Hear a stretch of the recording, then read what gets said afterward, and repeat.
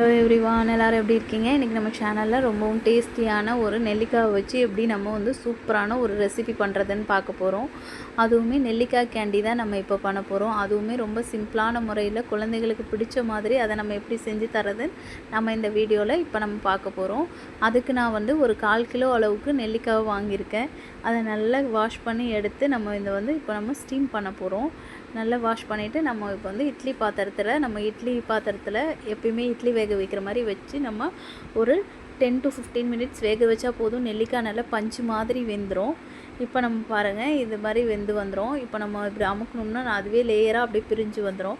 இப்போ உள்ளே இருக்க சீடெல்லாம் எடுத்துகிட்டு நம்ம ஒரு மிக்ஸி ஜாரில் அந்த பல்ப்பெல்லாம் சேர்த்துக்கலாம். எல்லாத்தையுமே சேர்த்து மிக்சியில் நல்லா ஃபைன் பேஸ்ட்டாக கிரைண்ட் பண்ணி எடுத்துக்கோங்க. இப்போ நெக்ஸ்ட்டு நாம் ஒரு தவாவில் நம்ம வந்து எடுத்து வச்சுருக்க நெல்லிக்காய் பேஸ்ட்டு அதில் நம்ம ஆட் பண்ணிக்கோங்க. ஃபுல்லாக ஆட் பண்ணிவிட்டு நம்ம இதில் வந்து நான் வந்து நாட்டு சர்க்கரை சேர்க்குறேன். உங்களுக்கு வேணும்னா நீங்கள் வந்து நார்மல் சுகர் சேர்த்துக்கோங்க. நான் கொஞ்சம் எக்ஸ்ட்ராவே சுகர் சேர்த்துருக்கேன். ஏன்னா எனக்கு வந்து பசங்க வந்து ரொம்ப ஸ்வீட்னஸ் ஆசைப்படுவாங்க. உங்களுக்கு வேணான்னா நீங்கள் கம்மியாக சேர்த்துக்கோங்க. அவ்வளோதாங்க. ரொம்பவும் சிம்பிளான ரெசிபி.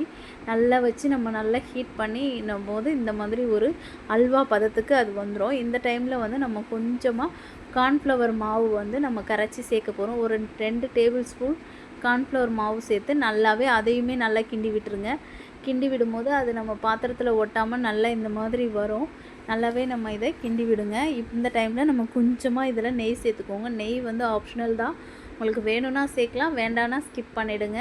இப்போ பாருங்கள், இந்த மாதிரி அல்வா பதத்துக்கு வந்த பிறகு நம்ம இதை ஸ்டவ் ஆஃப் பண்ணிவிட்டு ஒரு பாத்திரத்தில் நெய் தடவி நம்ம வந்து இதை ஃபுல்லாகவே இப்போ நம்ம பிளேட்டில் இதை நம்ம ஃபுல்லாக அப்ளை பண்ணிவிடுங்க. இது ஃபுல்லாக அப்ளை பண்ணி நம்ம இதை வந்து கொஞ்ச நேரம் நம்ம நல்லா இதை ஆற விட்டுடலாம். இது நல்லா ஆறணும். பாருங்கள், இந்த அளவுக்கு இது ஆறணும், தொட்டால் ஒட்டாத அளவுக்கு. அப்போ தான் நம்ம ஜெல்லி மாதிரி இதை நம்ம வந்து பாலாக நம்ம வந்து இது பண்ண முடியும். உங்களுக்கு தேவைன்னா நீங்கள் கட் பண்ணி கூட ஆட் பண்ணலாம். நான் கட் பண்ணல, சும்மா பாலாக உருட்டி பவுட்ரு சுகர் கொஞ்சமாக பவுட்ரு பண்ணி எடுத்து நம்ம அதில் வந்து இந்த நெல்லிக்காவை ஃபுல்லாக நம்ம எல்லா சைடும் படுற மாதிரி ஈவனாக பாருங்கள் எவ்வளோ சூப்பராக ஜெல்லி மாதிரி வந்துருச்சு.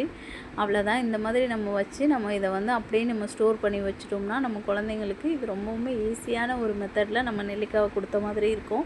நீங்களும் உங்களை வீட்டில் செஞ்சு பாருங்கள். டேஸ்ட்டும் ரொம்ப சூப்பராக இருக்கும். மறக்காமல் நம்மளோட சேனலை சப்ஸ்கிரைப் பண்ணுங்கள். அப்போ தான் நாங்கள் போடுற வீடியோ உங்களுக்கு அப்பப்போ நோட்டிஃபிகேஷன் வரும். தேங்க்யூ. பாய் பாய்.